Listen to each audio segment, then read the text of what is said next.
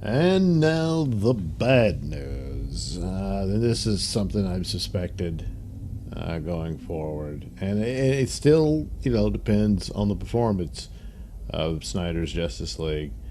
But I think it's got to leap Mount Everest in a single bound. It can't just do well or do good. Um, so it just seems like it's just these camps within Warner Brothers as I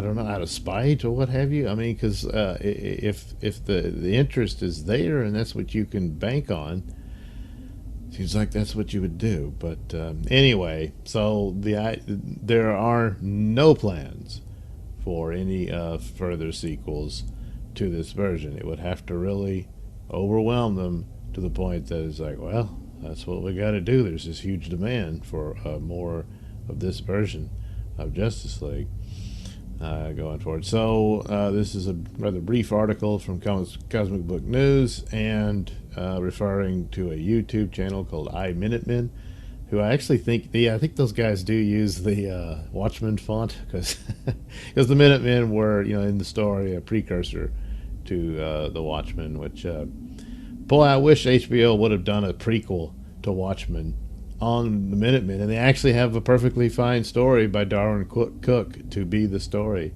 that was really good. I know a lot of people kind of crapped on the Beyond Watchmen effort, but his Minutemen was excellent, and that would have been a great series. Anyway, so they got around to asking Zack Snyder, well, could there be a Justice League 2? And he says, the reality is, as far as I know, there's no interest and or appetite to do more of these movies from Warner Brothers.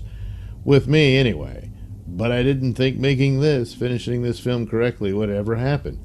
But I did do my best to, as far as the recreation of the Justice League, those different personalities being brought together, that idea, that's what this movie is about. There is a suggestion, of course, in the film, as there would be within any of these movies, of a larger universe that's still out there. So, however the ending is for his Justice League 4-hour film, there's some amount of openness of continuation, how it is set. So, what did he say? Last month saw Zack confirmed that his Justice League movie is a one-shot 4-hour movie. Yeah, something changed. Now, the suggestion would be the failure of Wonder Woman 84, and they decided, well, forget about the miniseries version of it, and let's just make it all one movie.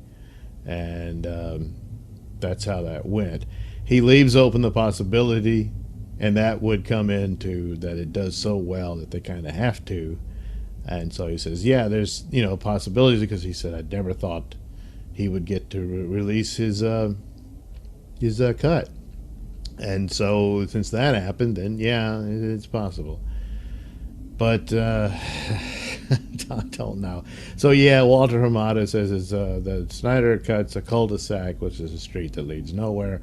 So it's this one-shot deal. And think of it as an Elseworld story, I guess, alongside the Todd Phillips Joker movie. As strange as that seems, because there's nothing to expand from there either. Although they do talk about sequels to it, but it would still be contained within that world. So yeah, I was hoping, and there seemed to be this atmosphere of it at the time when it was announced, and all this stuff, and rumors about a Batman show. There's still rumors about that. But that it would be connected to this overarching DCEU narrative.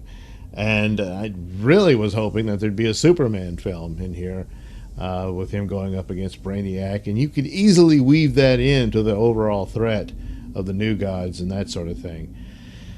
It's just not going to happen.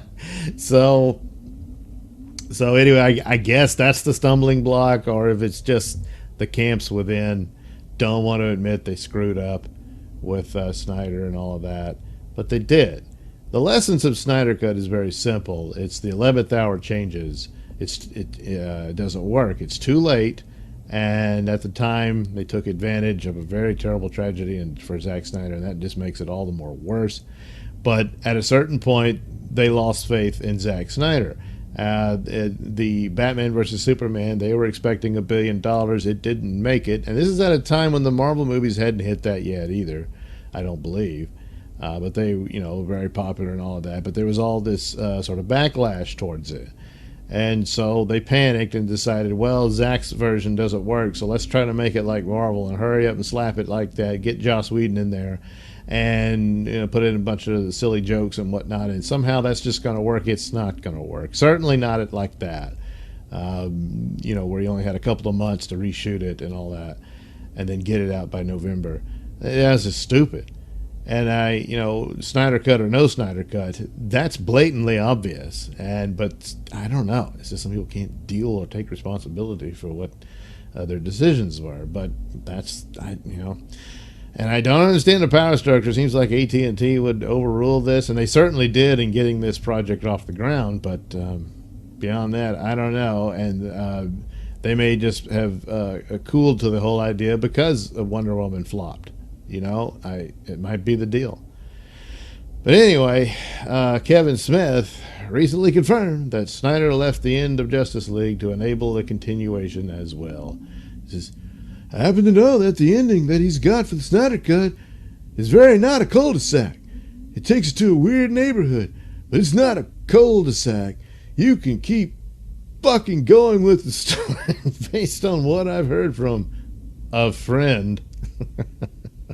Well, look, he's talked about this quite a bit, and even when it came out, and he managed to talk to people who actually were at the screen testing of Zack's version that wasn't finished, but they did see more of it, and admitted that there's a scene with Darkseid in it, and Kevin kind of lost it at that, and that was true. So I don't know who his friend is, but it seems to line up with what Snyder's saying. So there's possibilities if they would allow for a sequel. So, of course, guess who's coming to take over the DCEU? Well, these two guys, he's doing Suicide Squad and he's doing the Batman, which technically isn't part of the DCEU unless Flashpoint changes that. But J.J. Abrams, the rumor was that he wants to come in and do Superman and Green Lantern. So I guess that's still going. They did make this deal with his Bad Robot company, so that they may be trying to keep that going, and that all this Snyder Cut stuff gets in the way of that. So yeah, it could be a tough thing going forward. So that's where it is. Plus all that Time's Up and Me Too stuff, because JJ's wife was big in that and was instrumental in giving Kevin Tsujihara the boot because of his affair with an actress who in a lot of ways used him more than he used her. but it was his dumb decision to hurry up and get the Justice League slap jobbed and put out before the end of the year so they can get their bonuses and stuff. So yeah, well, what comes around goes around. But yeah, I'm not fond of all this, manipulating and whatnot. And I think Sarnoff, they helped get her in charge of CEO there and all that. That's kind of rotten too. But so that may be the deal. Even if Snyder Cut is very successful, it kind of runs into here.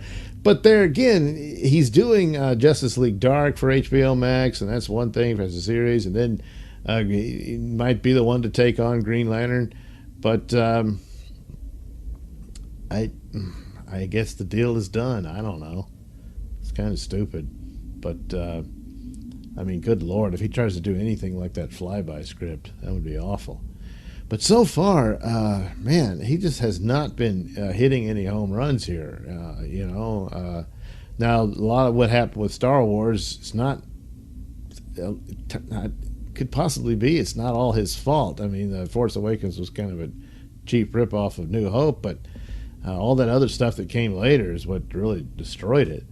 But his first Star Trek film, was really good. I liked that one. And then they did that second one that was just horrible. But that was nothing compared to what his buddy Kurtzman has done with it. So I don't know. I'm not optimistic about his abilities with the DC characters.